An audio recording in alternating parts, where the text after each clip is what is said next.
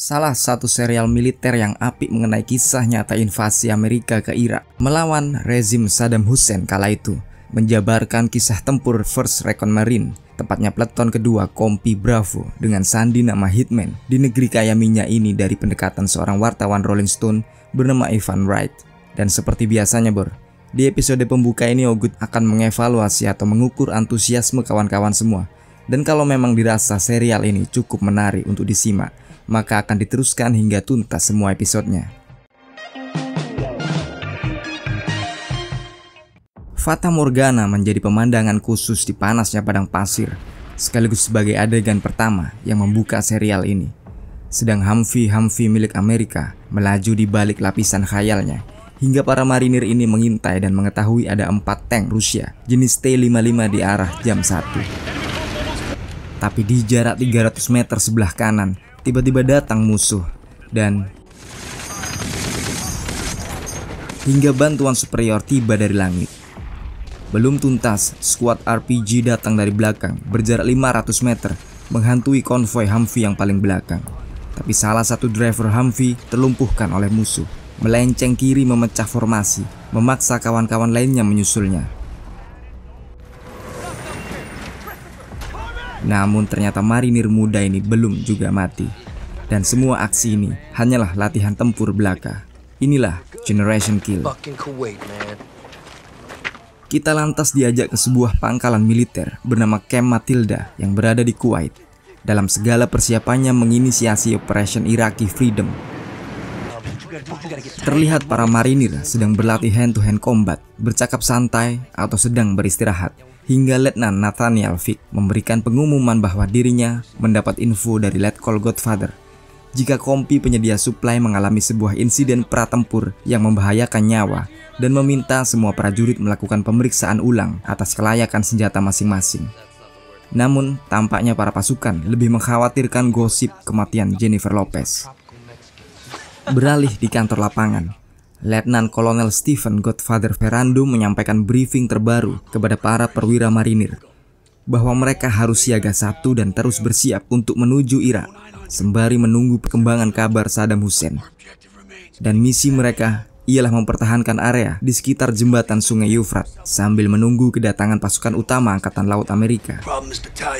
Godfather meneruskan jika serdadu elit 1st Recon Marine atau marinir pengintai pertama ini diperintahkan langsung oleh jenderal di pusat untuk menjadi shock trooper atau pasukan serbu pertama Amerika. Sementara di kemah yang lain, Sersan Rudy Reyes mempersiapkan dirinya untuk berlatih, sedangkan kawan-kawannya sibuk menggosipkan orientasi seks Sersan tampan ini.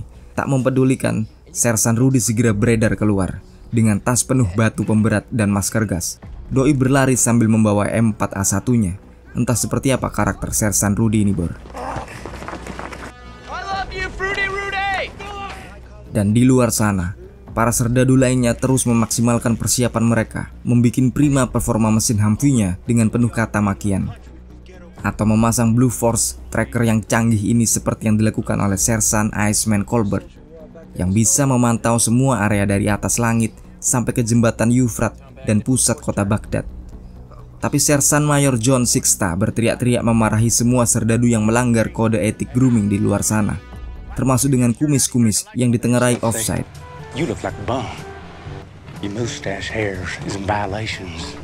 Hari pun menjadi gelap dan semua marinir menikmati santap malamnya, di mana Sersan Espra memperingatkan Kopral Trombly yang salah dalam menggunakan jenis penutup kepala dan menerangkan jika mereka harus menjaga ketat kedisiplinan karena divisi lainnya memandang satuan 1st Recon ini ialah golongan elit dan superior, pejuang berdarah dingin. Hingga waktu istirahat pun tiba, tapi sebelum tidur, satu kehebohan kecil terjadi.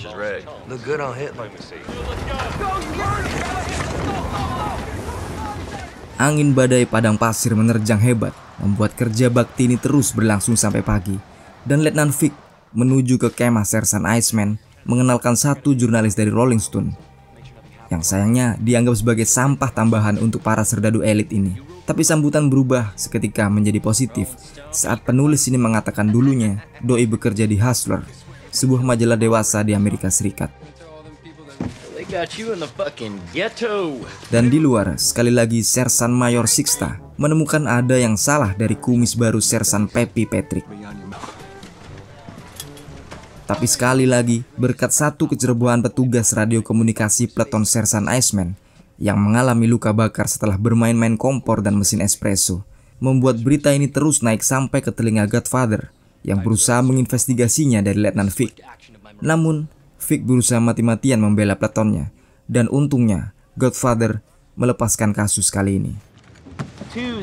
Di suatu siang, mobil-mobil bercapkan Pizza Hut masuk ke gerbang markas, membuat pesta pizza tiba-tiba terjadi. Meski konyolnya, para marinir masih harus membayar sendiri-sendiri untuk membelinya. Dan Kapten Craig mengungkapkan pada Letnan Vic jika Peletonnya harus bersiap pindah area dalam waktu 48 jam ini. Maka segala persiapan pemberangkatan pun dilaksanakan. Dan meski sekali lagi batalion membuat kekeliruan dalam kamuflase seragam tempur, mau tak mau para marinir ini tetap harus bersiap. Tapi keterlambatan gak hanya menjadi kebiasaan kita di Indonesia. Para pasukan elit ini rupanya juga gak berangkat selama 4 jam lebih, membuat para pasukan menjadi gusar. Namun seketika penerjemah selesai diangkut, Iceman pun menyalakan mesin mobilnya, membawa serta Trombley, Garza si tukang tembak, dan Ray sebagai sopirnya, ditambah lagi dengan wartawan Rolling Stone ini.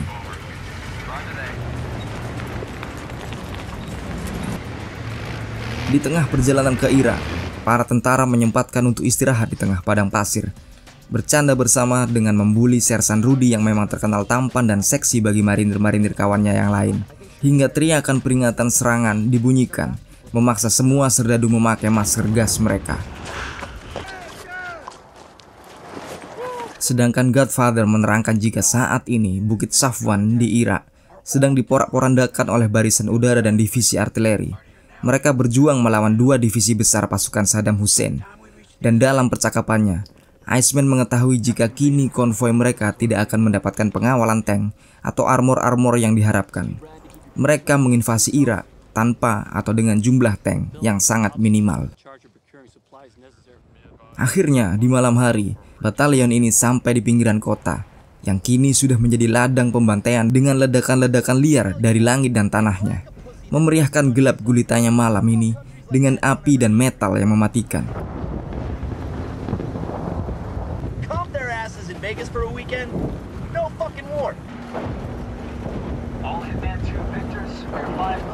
Hingga mereka makin sedemikian merapat di zona merah, memasuki puing dan runtuhan akibat pertempuran. Dan pagi pun segera tiba. Monitoring medan terus dilakukan oleh para serdadu, mengintai dari atas Humvee dengan Browning M2-nya yang moncongnya mengarah tajam. Namun kondisi masih positif hingga saat ini. Dan dalam satu pemberhentian mereka, Letnan Vic memberikan briefing lanjutan yang mengharuskan konvoi terus menuju ke utara.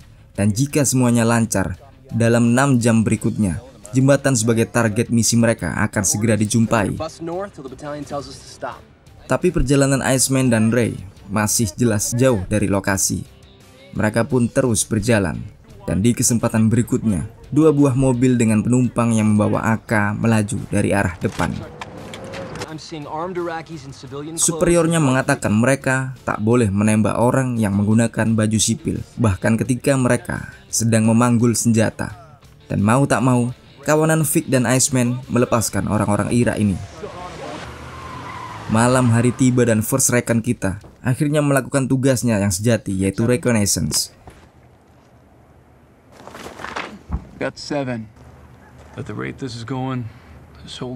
Sedang paginya, puluhan warga sipil yang mengungsi lari dari kota Basra terjaring razia mereka. Pemeriksaan dilakukan sangat intens dan kebanyakan tentara Amerika memandang rendah orang-orang Irak ini.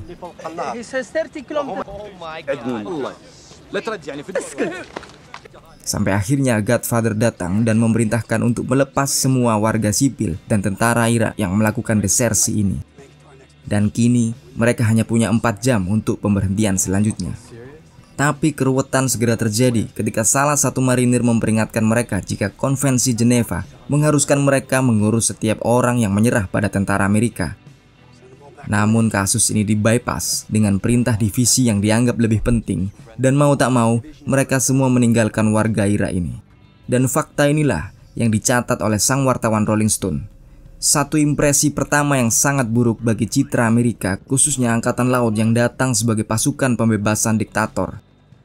Hingga terpaksa perjalanan pun dilanjutkan lagi. Dan inilah episode pertama serial Generation Kill. Semoga kita bisa jumpa lagi di episode-episode selanjutnya. Wassalamualaikum. Yuk, bye.